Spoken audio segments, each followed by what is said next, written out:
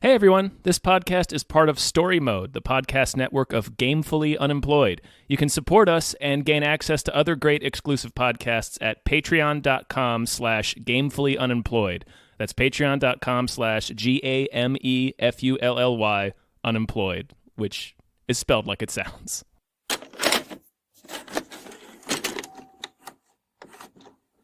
Hi everybody. Hello everyone. My name is David Bell. I am Tom Ryman. And we just watched Ready or Not. Oh, man, did we? Yeah. So, at midnight, you have to play a game. Why It's just something we do when someone new joins the family. a game? What game? Hide and seek? Are we really gonna play that? Well, the rules are simple. You can hide anywhere. We then try to find you So there's no way for me to win, right? and stay hidden till dawn. No, thank you. Good luck. Oh, we sure as hell did. We sure as hell did. Two questions, Tom. Two questions. Yeah. Did yours come with a short film before it? No. Okay. At the ArcLight, they put a little short film before it, which was nice. Oh. What was the short film? I forget what it was called. It was 6-minute short, and I don't want to just describe it, but it was quite good. Uh-huh. Oh, okay. Was it by the directors, or was it just like an incidental short I don't film? think so. I think it was a similar tone, but it wasn't by the directors. Okay. I don't think. Tom, what did you think of Ready or Not? I liked it. Yeah, me too. Yeah. And I was actually asking because the two directors directed Southbound, and they directed a segment of VHS. Yes. Have you seen Southbound? No, I wanted to. It's extremely good. I'm gonna just say to everybody, go watch Southbound. It's it's technically an anthology as well, but it's all kind of tied together, and I really enjoyed it. It's not perfect, but I'm glad. Like, knowing it was those directors made me more excited for seeing this. And they directed the final segment of VHS where the kids in Halloween costumes go into the Oh, okay. haunted house. Yeah, I think these guys have a bright future ahead of them. Yeah, this was a fun movie. This was really fun. Yeah. I'm glad this movie exists because it helps me make a distinction between something that I've complained about in the past, which was movies like Crawl and Dead Silence, I think it was called, where it feels like they're battling the screenwriter, where it's like, how hard is it to get out of a house kind of deal. Yeah. This isn't any different technically speaking. The difference is it's way more fun, and they do all the things that you would want to do, if that makes sense. She's still impeded every time she tries to escape, but she does all of the things that you would think to do. Like there wasn't a Crawl moment where you were like, well, why don't they just break through the lattice, or why don't they just chop through the floor? Like she does that. Yeah, she tries everything. Like she rips through a wrought iron fence. Yeah, she's desperate. She's and desperate. cuts her back to shit. Yeah, she squeezes out. She's like a caged animal. And there are moments where it's like the screenwriter is just being a dick, but a lot of those moments they didn't have to do. Like, for example, when she goes through the chain link, the iron fence, like she doesn't have to encounter a car on the road, but they do it anyway, and they just make the car a dickhead. Right. It's some rich dickhead. Like you don't really see the guy, but you hear his voice, so you can assume it's like a car full of shitty teens or young men, and just they're like super rich neighborhood. Yeah. So she's just like, fucking rich people. Yeah, she goes into a string of expletives. She was great too. Yeah, she was a lot of fun. Samara Weaving, who is Hugo Weaving's niece. Really? Yeah. That makes sense. You can see a bit of the you Weaving can see in it. her She's face. a little haunting. She's a little haunting. She could be a very sinister computer program or a very sinister elf. Yes. One or the other. Nothing in between. Yeah, she was great. Adam Brody was really fun. Which one's Adam Brody? Adam Brody was the drunk brother. Oh, he was terrific. And it was Andy McDowell plays the mom. Andy McDowell is fucking great, yeah. Yeah, and Henry Czerny is the dad. Yeah. So it was an awesome cast. It's a great cast because that's... Go ahead. Oh, that's like half of what made the film for me, I think. Oh, yeah. There's a couple of moments where it's like, man, you guys don't need to be trying as hard as you are for this movie, but like they are. But they are, and therefore it's very memorable. Like I even really like what they did with the premise, because the premise, like in the trailer, you see that she's just gotten married, and they and there's a weird family. She's married to a board game family, a tycoon family, She's which marrying is terrific. the Parker Brothers family, essentially. And they tell her that she has to play a game at midnight, and they go through this story of their like grandfather or great grandfather, Their great grandfather, yeah. on a ship, and meeting a man who gives them this box. And basically, like, it's a creepy story, but you're not exactly sure what it is. Yeah. And it basically, they honor this man by playing these games, and she picks hide and seek, which they are all kind of like her new husband the groom is like bummed about, and they already kind of allude to. I mean, they start with the flashback of them playing hide and seek, and we've seen the trailer, so we know exactly what it means. But I liked how they did it, where the idea was that there was other games to play, and none of them were lethal. It was just hide and seek. It was hide and seek's the only one, and they haven't drawn it in decades. Nobody wanted to draw it, right? Yeah, but they have to do it, right? And at first, like you see in the trailer, where I just assumed this was going to be like a crazy rich family, like the Purge style. Yeah. But the reveal is perfect. Because the reveal is that this man on the boat was clearly the devil.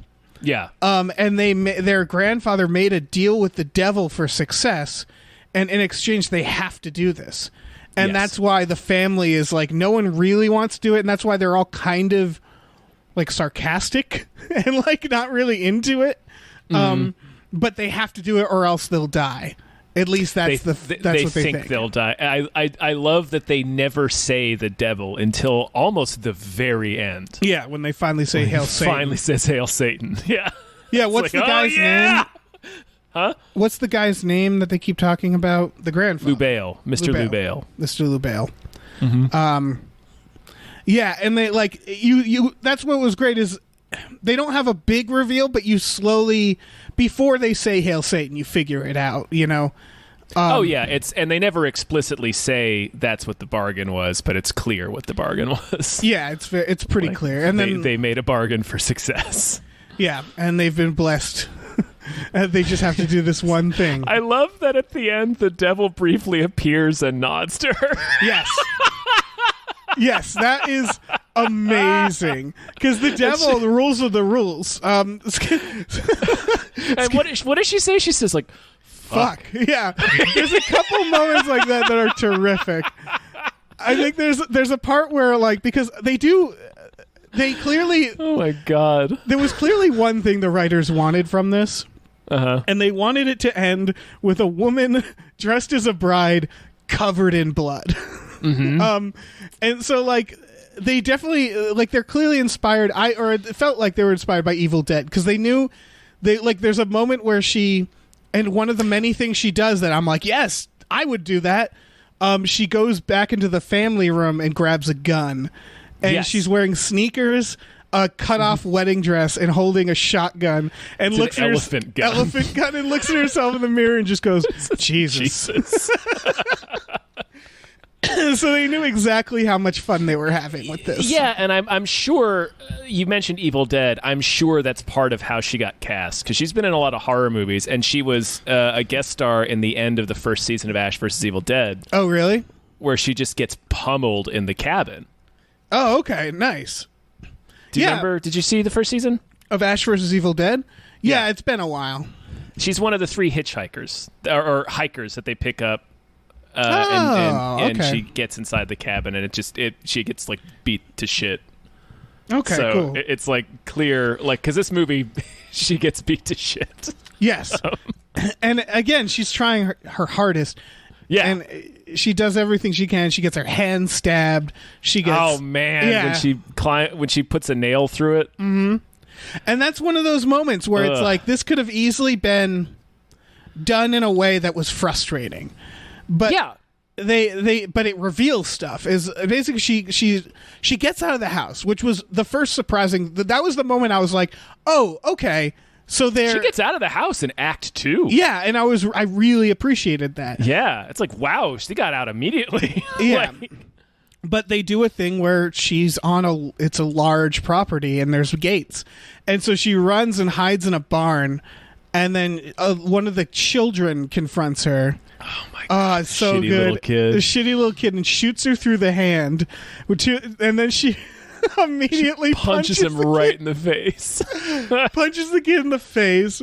Oh, it's so good. And then she gets scared by a goat because it's a goat farm. And she falls in a like a trap door. And it's just filled with dead goats and corpses. And so you realize, like, oh, they've been sacrificing goats. Yeah. Yeah, and the groom briefly mentions it later, where he's like, I realized it was. I suddenly had the realization that as we were chanting and slitting goats' throats, that maybe this isn't normal. Yeah. So they do a thing where she has to climb a ladder out, and the ladder's rickety as shit, and it breaks. And then she's holding on with her good hand, and with her bad slipping. hand, with her bad hand, swings her hand back up, and it impales it on a nail. Well, the nail it's the flat side. Oh, of the it nail. is. You're right. The nail goes through the hole in her hand. Right. Oh, it's so good. So she's basically nailed to the top of this thing for a minute. And it's nuts. It's nuts. And this is what I'm like. It is what we're watching right now. Is the writers just buying time, basically. Yeah. To keep her in this area, but they're doing it in such such a like incredible way that's fun to watch that you don't care. Like, for me, it was weird because I was like, I want her to stay because the longer she's here, the more the movie can go and the more crazy shit can happen. Right, the more fun we're gonna have. And I love that, like, none of the family is good at this because it hasn't happened in decades. Oh my god, the tweaker woman. The sister, his sister. Yeah, the sister. She's so fucking high. Kills 2 maids. Yep. That's the stuff, because again, they knew, like I like The Purge, the first Purge, but they knew that they shouldn't be serious like that. They knew it was like, okay, let's have fun. Let's make this a lot of fun. And they have the guy with the crossbow. I think you see it in the trailer, like he's Googling how to use the crossbow. Yeah. And then later Google's packed with Satan. Real or bullshit. And then he starts... they introduce this. It's a sister's husband. His name is Fitch, and they introduce him where he as this queef. Like, he shows up, like, oh, sorry, we're late. Like, right. Like, we just had to wait a long time for the chartered plane. It's like, oh, and I don't know about you, but I can't fly commercial anymore. But then, like, he becomes one of the funniest characters in the movie. Like, he's just sitting there. When she's climbing out of the window behind him, he's sitting there texting with his friend, and it's just like stupid nonsense. Yeah, he's like, hey, what's up? And he's like, nothing, family stuff. Family shit. Yeah. He's oh, it's so good. And like when the sister kills another maid, he's like, man, maybe we can find the third one to clean this shit up. Yeah, oh man. Because there's only one maid left. And then that one. the final maid is hiding for her life and then gets accidentally decapitated. They knew that we all knew what the score was, more or less. They knew that she's either going to make it out or not, and they better have a damn good reason if they kill her, Oh yeah. Because normally in a movie like this it would be so unrewarding if that was the case. So they clearly were like, what do we do in the meantime? And and the answer was fucking great. Yeah. It was like, let's give everybody everything to do. This sister, why not make her a cokehead? Like, yeah, sure. Yeah. Why not make them keep accidentally killing maids? Why not make this other guy a jackass? Yeah, why not make her kids these shitty idiots? Yeah. And they have so much fun with that. Little things. The little, like when she's in the kitchen and the butler guy is making tea. Another guy who they give Right. He's like super into the 1812 overture. Yes. And he's like humming it, and they show that he does it loudly so much that he can't hear anything, which comes back. When he tranks her and is driving her back into the family estate, and he's FaceTiming with the whole family, like, yeah, I got her, and then he cranks his music up, and it's the 1812 overture again, and he's just like getting so into it, and the family can see that like she's woken up behind him and is like gearing up to kick him in the head, and they're like, turn the music down, like they're trying to get his attention. And it works so well because at that point he's been like scalded and beat up, and when he walks in and like Adam Brody looks at him, he's like, Jesus. Yeah. So they give him this reason to like feel like he's had a win when he's in the car. Yeah. Like that's the thing. Everything that happens feels like it naturally just occurs, like without being forced. Mm-hmm. Like everything sort of goes into the next thing pretty easily. Like I can't think of a moment, and maybe there is, but I had too much fun. But I can't think of a moment where I'm like, well, why did that happen? Why did that person do that? Like everything more or less seems to fit all the characters who are trying their best. Mm-hmm. Or they don't give a shit. Like the brother sees her in the room and he's just like, he's drinking and he's like, I have to tell them you're in here. I'm going to give you 10-second head start. 10-second head start. I like that they play with that because they show that in the beginning where the brother stuffs the younger brother into a cabinet so he doesn't have to see what's happening, and then the guy comes to him, he's already been shot, and he's like, you have to help me get out of here, and he does the same thing where he calls his family, even though it's clear he doesn't really want to, and he's trying to protect his younger brother from it. And then so like later, like that's kind of his arc as an adult, right? He's kind of the most heroic of the family, right? He is. Yeah. He's the only one that does a heroic thing. Like he legitimately tries to save her. Yeah, because spoilers, the groom does not. No, he turns bad, and they set it up too. Like they do. You know he's going to. Yeah. Because it's sort of because he does turn, like he doesn't want to do it at first. Mm-hmm. And they keep talking about like it's his destiny. He's supposed to lead this family. Yeah. But they point out twice, like Grace is the main character's name. She says it to him, and then Andie MacDowell, his mom, says it to him later, where it's like, if you really didn't believe in this and you really didn't wanted to protect her from this, you would never have brought her here in the first place. Right. And like, yeah, he would have never done the card, you know? Like without it, had he not done the turn at the end, that would have been like the biggest plot hole in the movie. It would have been like, why on earth did he bring his fiance here when he knew that this was on the table? Yeah, because he is kind of unforgivable from the start. And they do a lot to make you think that they're going to forgive him.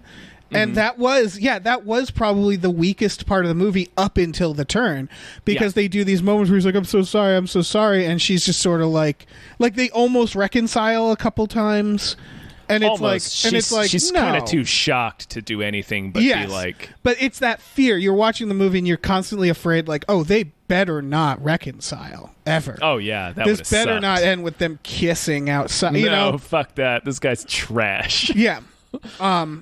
And so it was like, where do you go from there? And it's like, oh, you make him a fucking bad guy. Obviously. Yeah. Oh, man. I love them talking about tradition. Because that was another... Because it's like rich people trying to honor tradition. Mm-hmm. And they don't even know why they're doing it anymore. That was such a fun scene. They debate. Like, well, it wasn't tradition that he didn't use cameras. They didn't exist back then. Yeah, they debate whether or not to turn on the security cameras. Yeah. And then when at first, like, he's very like, oh no, we never use the cameras because we're very traditional. And at this point, he's like, fuck it, turn the cameras on. And what I loved about that, someone suggests, well, why don't we get out the masks? Because at the beginning, this flashback scene, they're wearing horrifying masks. That was probably the hardest I laughed in the movie. What does he say? He just says, it was the 80s. When he's like, oh, that was Dad's idea. It was the 80s. It was the 80s. Yeah, because in the beginning they're just wearing these creepy ass masks, and I love that was the explanation. Yeah. It's like, it was the 80s. It was the 80s, man. That's so perfect. It's like there's something so funny to me about shitty evil. Oh yeah, for sure. Well, Like, here where they're all evil, but they suck at it, and they're not like particularly. It's just it's so fucking funny. I think it's because I don't know why it's because I think that a lot of famously evil people are shitty. Like that's kind of the more you learn like about famous dictators, like you realize they're just kind of narcissists and they just kind of are losers who had power. So I feel like there's something cathartic about showing the murderer as not like, look how cool and scary they are. It's like, no, fuck these people. Like, fuck these murderers. They suck. Yeah, I love like the idea of taking something that's like a creepy trope like that, like a creepy ass mural or something in the house, and then having the explanation be like, oh, I don't know, man, I was really high when I painted that. Like, it's just like such a oh, it's perfect. Just they're evil, but they're also just like these shitty dickweeds. Yeah, like they're just these clowns. It's almost meta, but it's not. It reminds me of, like, for obvious reasons, it reminds me of You're Next in a lot of places. I mean, it's a different premise. And You're Next is fun and has some humor in it, but it's pretty serious. Yeah, but for the most part, it's more serious than it's.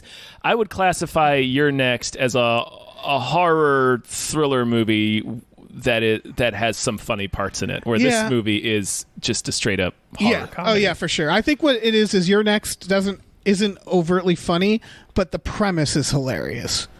And where it goes is hilarious, because the realization of like, oh no, she can just kick all their asses. Right? Yeah, she's just gonna kill all of you. Yeah, and that's terrific. And this kind of has that too, and I think part of it is the genre, like movies like Funny Games and The Purge and all the home invasion ones. They tend to be very frustrating movies because it's a person trapped, and like it's designed where they're being, the screenwriters. Right, how hard is it to break a window? Yeah, where it's like they're fighting the screenwriter. And I think it's very cathartic when a movie like this comes along that's just like, you know what, let's laugh at these jackasses and watch them just, literally explode. Which we haven't gotten to yet. Nope. Man. I'm conflicted about the ending. Oh, yeah? Well, because it was great. But I loved the fake out and what that would have meant. Because the idea is that she... right, that would have been such a... Like, where they... Yeah. It's like the ending you pitched for Midsommar, where it's they just have to be like, What is this real awkward after? You want to go to brunch? Right, I would love that because... Yeah, basically what the ending is that they finally get her on the table and they got the knife. And I really appreciate it because she gets rescued at first. But then they put her in a situation where it's completely on her, and I liked that. I liked that she had no one to jump in and rescue her at the end. So she like moves, and they stab her in the shoulder. She takes the knife in the shoulder, and then she has the knife. She has the knife. Yeah, and she's like pointing at everybody. No one knows what to do. And the grandmother. It's the aunt. It's Henry Czerny's sister. Okay. She opens the windows and they're like, oh God, it's the sun, because the idea is they have to kill her before the sunrise or else they'll all kill her die. before dawn. Dead by dawn. And the sun shows up and they all flinch like they're vampires, and then nothing happens. Oh my fucking Fitch. It's like he's like clutching his heart, and then he's like, nothing. It's all bullshit. See, I told you it was bullshit. So we saw him search earlier. It's like packed with devil reeler bullshit. Yes. Oh, so good. But that was... I think that's the funnier answer because of the idea that it's like, Well, it's all bullshit. Like, it's all just family tradition, and they were convinced, gaslit by some grandfather that they had to do this. Yeah, some superstitious old man from the 19th century who really believed in it. Like, I wouldn't be surprised if both endings exist. Yeah, because they would both be great endings. I think this is the more studio version of the ending. Yeah, it's also, I'm sure they debated it a lot, because I guarantee this is the more sure. fun version. Because yes. I really like the idea of them just getting hauled out in handcuffs. And that's the end. Or like the ending of The Purge is actually kind of like this, where it's like, oh, the purge is over, and then they're just sitting there, or they're sitting waiting for it to be over. That's what it is. Right, with all of her shitty neighbors. Yeah, and it's like real awkward. And so it would have been the ultimate like practical joke. Yeah. And I don't know why this happened. This could have been nothing to do with the movie. But when that happened in the theater I was in, two people got up and walked out when that happened in the theater, the fake out that I was in. Oh yeah? Yeah. And I'm really hoping they did that because they were disappointed. Because it's like a fun practical joke. So they didn't stay for all the explosions? No, they didn't. For all I know, they had an emergency, mind you. Oh, yeah. You know, I don't know true. why they got up and walked out. Right, you can't know what's in their hearts. No. But yeah, what happens instead is they have the fake out and they think everything's good. It's so fucking good. and like, I love that, like, Alex is the groom. He's like, hey, Grace, baby. He like starts to move toward her, and she's just like, yeah, like she just like, yeah, she just makes like these primitive noises. She just makes this like, and just pointing the knife at everybody, making these like insane animal noises. Right. But yeah, I laughed out loud when he like tries to move toward her, and she's just like, yeah, the knife. It's like, no, motherfucker, you stay there. Pissed. Yeah. Very, very. That's what I like. Is she's not afraid. She's pissed. She's like, you guys suck.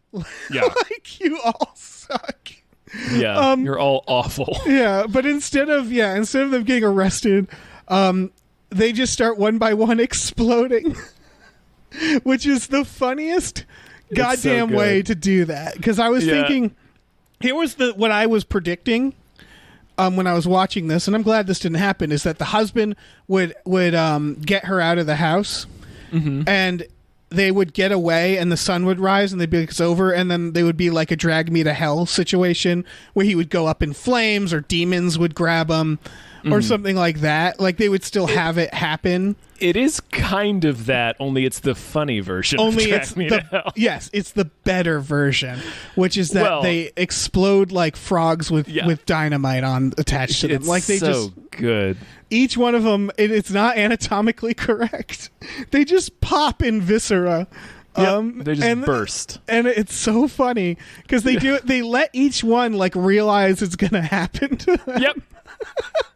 And like try to bargain with this situation. Right, like first the aunt explodes because she gets her axe and is running at Grace, right. and she's like, she still has to die, and then she just blows up. Then Fitch explodes, and then the sister's like runs out of the room with her shitty kids, and they all you hear all three of them pop, and just blood flies in from the hallway. I feel like that was them avoiding an NC-17. Right, just showing the kid explode. Yeah, we probably can't explode these children, so we'll just do it off screen. They still, the blood flies into the room. The kids are explicitly shitty, though, so it's fine. Yeah, and they also, there's no doubt about them exploding. Yeah, they're shitty at the end. They do that moment where she says, like, we all deserve to die, and one of the sisters is like, do my kids deserve to die? But they immediately buy it back. Like, I know. Adam Brody's like, well, yeah, we all deserve to die. Yeah. And it's just like, but my kids don't. And then the kid wakes up and he's like, I saw that lady and I tried to shoot her with the gun I had. I shot her through the hand. It's great because I'm so proud of you. Yeah, because it's almost like I'm bringing up a moral question with this family. Because them bringing that up, I thought like, oh, are they going to like split the difference somehow? No, the answer is no. Nope. Those kids explode. Yep. And Henry Czerny's holding the box. He's like, no, I did everything right. I followed all the rules, even though we know he didn't because he broke his own rules. And then he explodes. And then it's down to the groom. Yeah. She's being so shitty. And she takes off her ring and throws it at him and says, I want a divorce. And he explodes. Yep. And then she gets a nod from mouth. the devil. Yes, it does. And the movie could have ended right there with her like just she like spends a second where she just like breathes, wipes her face, and like collects herself. Yep. And then she looks over to the chair and the devil briefly appears, gives her a nod, and vanishes. Oh my god. Which I love because it's that thing where the devil's just like, yeah, I mean, she won. Yeah, it's a nod like it's the kind of nod like you're sitting at a bar and the server comes over and is like, oh, this drink was sent to you by the gentleman over there, and you look over and they just kind of like nods and raises his glass. Like that's the kind of nod it is. Yeah, it's just like good work, good job. It's like game recognized game. Yeah, which is a hilarious thing to get from the devil. And she just and all she does is say, "Fuck." I think that would be all of our reaction. Yeah, because that's a haunting. All right. What's worse than pissing off the devil is making the devil go, "Nice work, good job." I mean, I think I'd take that over yeah, that's fair. Any other kind of a respectful nod. Like, all right, I'm doing all right. Oh man. Oh my god. She wanders outside, sits down. The house, by the way, the house is on fire. Yes. And she lights a cigarette while the house burns behind her. Yep. And what's the last line? They say, like, the paramedics come, what happened? She goes, in-laws. In-laws. Yep. Because they knew exactly what movie they were being. This movie's a home run, you guys. Yeah, I mean, for the longest time, this movie had 100% on Rotten Tomatoes. Yeah. And I think what happened is once, like, more and more critics... Because it's clearly, if you're not into gore... If you're a critic and it's just your job to go see every movie and you're not a horror fan, you're not going to give this a perfect review because you're going to find it kind of probably upsetting. It's not even super gory. There's a couple of moments that are gory, but for the most part, it's pretty standard. It's one of those things that when people were reviewing it who were just like horror people, like, because I think that's how it usually works, right? It's like it came out, probably a lot of the horror sites and stuff did reviews first. I don't know. I know a lot of Collider people saw it like 2 weeks ago. So they just do press screenings, so it's kind of like that's all true. The press at once. Yeah, so it was sitting at 100% for a while, and I get why. And now it's at like an 80-something. 65 on Metacritic, and Metacritic is well, it's still considered a good score. It's Metacritic's a little more. It tends to be more. I don't want to say harsh, but more critical than Rotten Tomatoes. I don't know how. Their metrics must be different on how that they makes sense, judge things. No, I think they take into account other things, right? Like IMDb and various. Right, they don't pass fail. That's how Metacritic works. Like they rate each review from 0 to 100. Right. Like they determine that. So they don't just give it this is a positive or this is a negative, which is what Rotten Tomatoes does. But even then, like, so it's still got a good score on Metacritic. Yeah, because it's just a lot of fun. Yeah. It's super fun. It's not it's horror comedy. It's not. I don't think there's a moment of scariness in it. There's moments of tension. No. Yeah. And it's creepy. The house design, the credits, like the presentation is kind of eerie at times. Bit. Yeah.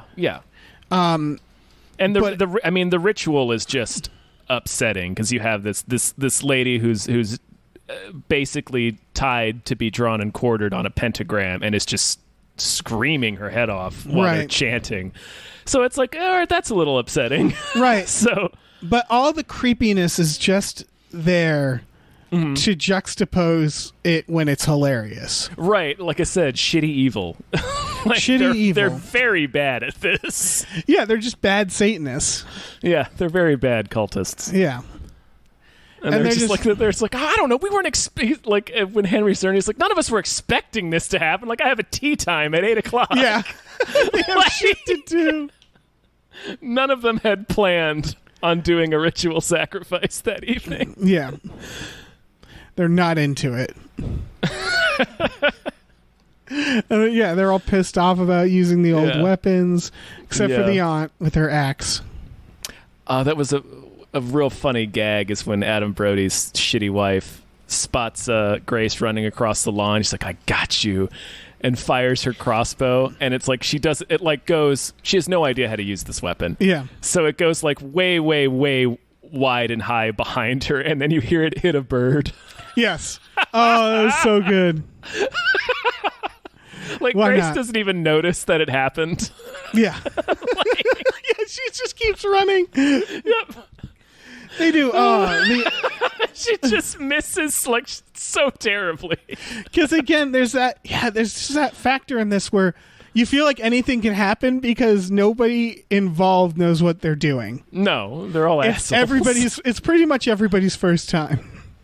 Like when they're carrying one of the bodies, it's actually Alex's unconscious body. They're carrying him upstairs, and like we see them before they flipped a coin to see who was going to get the head and who was going to get the legs. And Henry Czerny's like, okay, we're going to flip for it. Adam Brody's like, who gives a shit? Just grabs his head. Yeah, I love that they kept doing that. Well, they kept doing it, and the funnier thing about that scene is as they're leaving, like Henry Czerny's like, "Oh wait, I gotta get my gun." He's like, "Forget it, just get it later."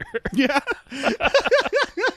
Like even like the dad who's supposed to be like the big wheel in this, it's just like the idea is they're just all kind of rich waifs, so they're like they don't know what they're doing. They're not very good at anything, and that's what gives her this great fighting chance, because it's like, again, she doesn't know what she's doing either.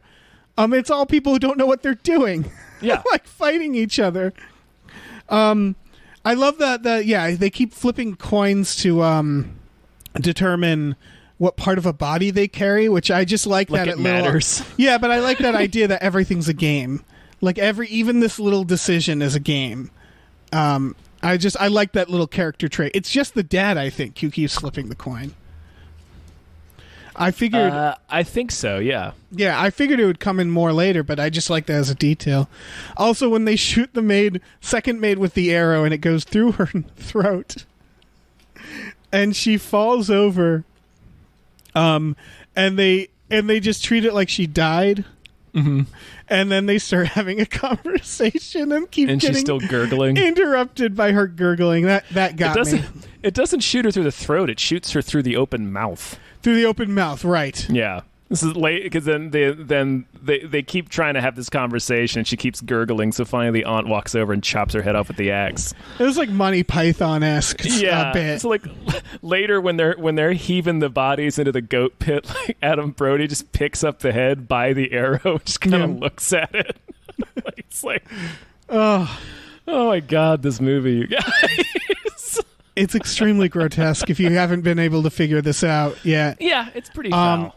It is one of the most fun movies of the year so far for me, I think. Yeah, this was one of the most fun times I've had. Definitely recently going to the theaters, for sure. Yeah, this is one. It's an hour and a half, hour 40, I think. 91 minutes. Yeah, and it was one where I was like, when it ended, I was like, aw. This could have been longer. Yeah, this could have been longer. I really I enjoyed accepted this being longer. But probably if it was longer, that's when we'd stray into them grinding then it would their start gears. really spinning their wheels. Yeah, so 90 minutes is probably the perfect length for this. Yeah, most likely. That really is the perfect length when something ends and you're like, oh. Yeah, oh yeah, for sure. It didn't overstay its welcome. Yeah. Yeah, it didn't overstay its welcome. It gets in and gets out. Does what it wanted to do. It's a lot of fun, you guys. Yeah, man, now I got to watch Southbound. Yeah, you do. It's man, I don't want to say anything about it. I got to watch it again because I only watched it once, but there's a sequence in it that I really enjoyed. I wonder if they're going to have beef with Adam Wingard, because these two directors and Adam Wingard worked on VHS. And then Adam Wingard made You're Next, and this is essentially You're Next, only a comedy version of it. I don't know. I mean, do I want to see them have a fist fight? Sure. Yeah. for the fun of it. Yeah, for sure. But I don't think they're competing. I want to see. They also did Devil's Due, which was not a movie that I have thought about. Right. It was like a found footage movie about a lady who's pregnant with the Antichrist, right? Right, but now I probably should just see it. I'm probably gonna have to watch it. Yeah, I didn't know because I knew Southbound, and they have a bunch of little shorts and stuff before that. They have nothing lined up, which is That's too bad. yeah. I mean, I'm sure they'll have something, but I hope they don't just give them a Godzilla film. I want more of this. I mean, that would be great if they're getting paid, if they do something that's big budget. That's great. But like clearly what makes them is their ability to have a lot of gory, crazy fun. And not have someone breathing down their neck. So yeah, I hope they keep doing this. I don't know. Everybody check this out. Yeah, this is definitely worth watching.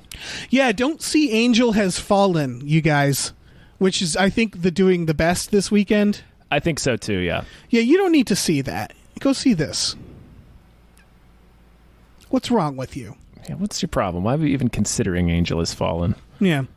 I think that's all. I don't really have anything else to say. That's fine. Other than watch this. I'm definitely going to watch it again. Yeah, it's super fun. Yeah, this is definitely a fun movie. It's good. I'm glad it came out now. Hopefully it'll be on the streams for Halloween. It's not really, again, it's not scary, but it's a good, if you're doing it's a fun Halloween movie, yeah. Yeah, if you're marathon in horror movies, it's a good addition to that. It would be a good final, it's a good palate cleanser if you're watching scary movies. It would be a good one to end on, you know? Mm-hmm. Yeah, this is a fun one. You're not going to be sitting there looking around your dark bedroom I don't know about this. It's only gory. Yeah. You're going to think back on the moments like the devil just briefly appearing to nod at the main character. Yeah. You're going to smile. And then chuckle to yourself as you roll over and drift peacefully to sleep. Mm-hmm. Mm-hmm. Yep. It's like a glass of warm milk before bed, this movie. It is. Like a demonic glass of warm milk. Yep, yeah. Just a glass of warm goat's milk. Yeah, exactly. All right. I think that's an episode. Guys, thanks for listening. Thank you. Yeah, thank you for listening and lending us your ears to support this show. Dave, you want to tell them about our Patreon? Yeah, I guess I do. I do, Tom. We got a Patreon, patreon.com/gamefullyunemployed. We got exclusive podcasts like Tom and Jeff Watch Batman and Fox Mulder is a Maniac. Both terrific. You should check them out. They're so good, you guys. Yeah, they're so good. And I'm not, I'm unbiased. This is coming. No, this is a completely objective I'm not. opinion. I don't listen to it. So you got no skin in this game. Exactly. We also have a TeePublic store, tpublic.com/stores/gamefullyunemployed. We got a bunch of t-shirts, posters. You could probably get a mug or two out of it, out of the sitch. Mm-hmm. Out of the online sitch. We're probably going to have some more designs up there soon, Dave. Yeah. We got to talk about that. Yeah, we got so many designs that we got to do. Man. It's going to be great, you guys. Yeah. And leave us a review on Apple Podcasts or wherever you're listening to this. Yeah. It makes us look good. Yeah, I mean, unless you leave a bad review, but yeah, you wouldn't do that. You wouldn't do that to us, right? That to us. No. Yeah, let's be done. Okay. Fine. All right. Hail Satan. Hail Satan. Hail Satan. Hail Satan. Approving nod. Approving nod from Satan. Approving nod from Satan. Got the Satan seal of approval.